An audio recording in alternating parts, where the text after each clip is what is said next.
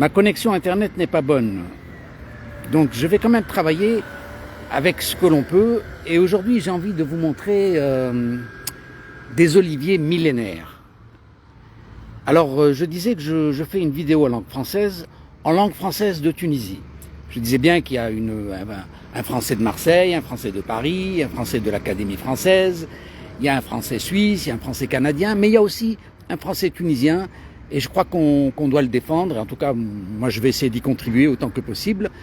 Mais bon, mon objet, c'est vraiment aujourd'hui de vous montrer tout dans ce qui est le patrimoine, dans ce qui est l'appartenance. Aujourd'hui, je vais vous parler d'un patrimoine végétal, d'un patrimoine écologique. Donc, naqlab el caméra, et je vais vous montrer. Voilà, je suis dans un endroit, c'est dégueulasse, mais il y a des palmiers, comment dire, des oliviers millénaires, je vous dis. Alors, il y en a un là, il y en a encore là, on va rentrer dedans, et vous savez, de l'autre côté, tout a été rasé pour de la construction. C'est-à-dire que c'est l'économie du moderne. L'économie du moderne, c'est l'argent immédiat. Alors je continue, j'espère que ça se poursuit. Et donc ça, c'est l'économie conservatrice des oliviers millénaires que l'on entretient et que l'on transmet. Et alors je vais passer sous un olivier. Je suis passé la dernière fois et je suis resté sur ma faim. Parce que c'est un olivier magnifique. Et ici, dire, regardez-moi cette bête. C'est pas une bête, c'est quelque chose d'exceptionnel. Regardez-moi cet olivier. Et en plus, je croyais qu'il était unique. Mais il n'est pas unique. Plus vous avancez, regardez, vous avancez sous l'ombre. De l'autre côté, le soleil tape. Mais ici, regardez, vous avancez sous l'ombre. Vous avez 2, 3, 4 oliviers et 4 ou 5. Non, il y en a que 4 en fait. Voilà, 4 oliviers magnifiques. Regardez-moi ça. Et tout autour, vous imaginez que ça a été rasé. Ça, parce que en raison de la spéculation, je vous ai montré tout à l'heure les constructions. Voilà, je vais essayer de sortir pour vous montrer. Voilà le côté olivier. Il est plein d'olives, un peu malade, mal entretenu, mais bon, enfin, mais il survit. Et en face, regardez, c'est plein soleil, ça tape, c'est des constructions abandonnées, des constructions pour l'été. Voilà, vous imaginez, vous pensez bien que toute cette région était agricole. D'ailleurs, Djerba a toujours été agricole pendant des... Vous savez que Djerba n'a pas de cité. Djerba est une île agricole. Et puis, donc, la spéculation, la ville d'abord nous est venue avec la colonisation française, avec Homt Souk, et maintenant la ville nous est venue avec les spéculateurs qui traduisent le terre agricole, le terroir, en construction, parce que c'est rentable immédiatement. Mais malheureusement, vous voyez des bêtes comme ça, j'ai envie de dire une bête, mais c'est grandiose, c'est majestueux. Regardez-moi cet olivier. Regardez, il est exceptionnel. Regardez, il est exceptionnel. Il y en a 4, l'un à côté de l'autre, et tout autour, c'est de la saleté. Et je disais que normalement, la municipalité doit classer les oliviers pour essayer de sauver ce qui nous reste, du patrimoine de Djerba. Voilà, voilà. Qu'est-ce que je dois encore dire? Regardez, je suis à l'ombre, sous la fraîcheur. Et j'avais lu une fois un témoignage qui disait « Les plus beaux oliviers se trouvent à Djerba. Les plus beaux oliviers du monde se trouvent à Djerba. » Je ne réalisais pas, je ne savais pas ce que c'était. Je sais qu'il y en a un à côté de Midoun. On dit que c'est l'olivier des œufs, mais l'Adam, Zetoun l'Adam, je ne sais pas pourquoi on l'appelle comme ça. Et aujourd'hui, donc, c'est un bel olivier que l'on dit millénaire. Mais là, vous voyez, regardez, il y en a un autre. Il y en a d'autres. Il y en a d'autres. Voilà. Et tout autour, bien sûr, regardez, la saleté par terre. Bon. Mais bon, la saleté, c'est ce qu'il y a de moins grave. Parce que la saleté, ça se nettoie. Un petit coup de labour. Et ça repart. L'Urdem, c'est moins bien. Vous voyez, dans le fond, l'Urdem, c'est tous les déchets de la construction. Dans les autres pays, on ne peut pas jeter l'Urdem comme ça. Au contraire, c'est de l'argent même. C'est de l'argent et il y a des entreprises qui récupèrent et qui refont des matériaux de construction. Mais bon, ici, on lave, on jette, c'est ce qu'il y a de plus facile. Il n'y a pas ce côté rationnel. Donc, vous voyez, on sort un peu de notre olivier. Et voilà, des machines à laver, des grandes constructions, des abandons, et le soleil qui tape, bien sûr.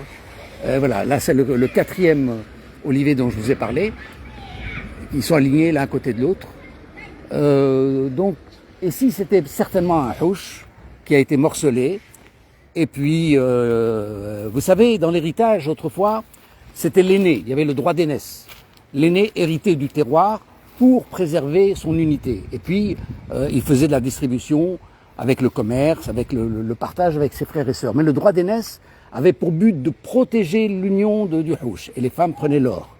On leur donnait les vêtements en or, tout ce qui était mobile, tout ce qui était immobile était beaucoup plus masculin.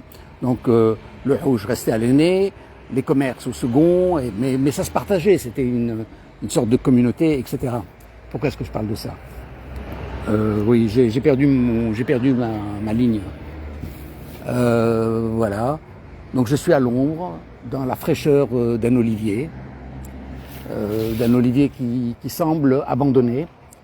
Et donc oui, je disais que ici c'était certainement un vieux manoir, un vieux houch, qui a probablement été partagé, morcelé, vendu.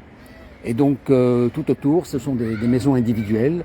Alors bien sûr, c'est plus rentable en termes de dinars tunisiens ou en termes de dollars ou en termes d'euros. Mais en termes de durabilité, est-ce que ces maisons vont durer? Regardez, bon, je vais juste sortir un peu, je vais vous montrer la maison en face. Elle est déjà abandonnée, elle a 20 ans. Hein? Quel âge elle a, cette maison? Celle-là, elle doit avoir moins de 15 ans, elle est déjà abandonnée. Et à côté, non, c'est une maison non habitée. Donc vous imaginez, quand vous revenez ici, ça vous coûte très cher de remettre les choses dans l'ordre. Donc on rêve de Djerba, on rêve d'une maison encore, il y a le style djerbien encore, ça c'est bien, ils ont encore respecté l'architecture, ça allait être d'être un îlot de construction, mais tout est abandonné, tout est abandonné. Tout est abandonné et les oliviers, ils sont là. Voilà, alors ça c'est le quatrième olivier. Qu'est-ce que j'ai envie de dire? Vous savez, l'économie conservatrice, on le voit dans un pays occupé où les anciens essayent de protéger leurs oliviers et les nouveaux, ils veulent mettre l'industrie nouvelle. Et donc c'est une guerre entre les conservateurs, les traditionalistes, les anciens et les nouveaux, les colons, les spéculateurs. Alors ça fait des guerres horribles. En Tunisie, on n'a pas de guerre, alhamdoulilah. Mais quand même, je crois que l'État doit acter, je veux dire, il doit cibler, il doit classer en tout cas les monuments qui nous restent, les arbres végétaux. Regardez celui-là, vous voyez la base qu'il a, et les classer pour les préserver, c'est-à-dire les rendre au domaine public, parce que si ça appartient au privé, vous imaginez bien, il va vendre au plus offrant, et le gars qui achète un terrain ici, dans un lieu qui est devenu quasi urbain, il va vous arracher cet arbre et il va vous dire oui, il était malade, il vit depuis plus de 1000 ans, là sous sa propriété, depuis qu'il a acheté, le pauvre mesquine, il est tombé malade, l'arbre, et donc il a dû le couper, il a dû le raser. Ils ont toujours d'excellentes justifications, ne vous inquiétez pas pour ça. Voilà, en face, vous voyez, tout derrière, les spéculateurs bien sûr, les constructions, et encore, c'est logique, hein, quand on construit en hauteur, à la vous voyez, on n'utilise pas beaucoup l'espace, mais vous imaginez que cet immeuble reste, il abat ce mur et il fait de ce lieu un jardin. Un jardin, il essaie de préserver cet olivier qui est exceptionnel. Il y en a 4, l'un à côté de l'autre. Il n'y en a pas un, il y en a 4. Alors vous imaginez bien qu'il devait y en avoir beaucoup tout autour, mais ils ont été rasés pour des objectifs de commerce, de hasilou, voilà. Bon, on va pas toujours taper. La question n'est pas de taper sur les spéculateurs, mais la question c'est que nos responsables publics prennent leurs responsabilités, qu'on ait des gens éduqués qu'ils puissent faire leur travail dans le sens, ça c'est important, ça date de nos aïeux, on doit le transmettre, ça ne nous appartient pas. Nous, on est des transmetteurs et nous, on est des protecteurs. On prend quelque chose et on le donne. quelque chose qui dure depuis 1000 ans. Au nom de quoi vous laissez faire, vous laissez brûler, vous laissez griller? C'est haram. C'est haram dans le sens religieux du terme. C'est quelque chose de pas bien. Et alors commençons par classer les arbres qui nous restent, les monuments qui nous restent, et on ne peut pas y toucher. On ne peut pas y toucher, on doit essayer de les préserver, les nettoyer. Encore la taille, il faut faire très attention à la taille. Vous voyez, là encore, ils n'ont pas été taillés, mais c'est comme s'ils avaient été bien taillés, parce que vous avez de l'espace en dessous, et l'arbre, il va loin. Regardez, vous voyez comment il va loin. Maintenant, vous avez un espace en bas pour déjeuner, pour pique-niquer, pour prendre du bon temps sous la fraîcheur naturelle. Et je vous assure qu'à l'extérieur, il fait chaud. Hein. Bon, allez, tawalt alaykoum, je vais m'arrêter là. Je fais cette vidéo, pourquoi? Parce que je cours contre le temps. Je vois des choses magnifiques, je vois des manoirs magnifiques. Par exemple, je vous ai parlé la dernière fois de Houch Bouziri, un monument exceptionnel. J'ai même pas eu le temps de le filmer, il a été démoli par un spéculateur. Je vous ai parlé aussi d'un grand portail, j'ai voulu le filmer, le jour où je suis arrivé, il a été détruit parce qu'on a construit la route. Et là, aujourd'hui, il y a, vous voyez, ces oliviers magnifiques, et soyez persuadés que la prochaine fois que je reviens, il sera détruit, il y aura un projet de construction, je ne sais pas ce qu'il va y avoir, je ne sais pas.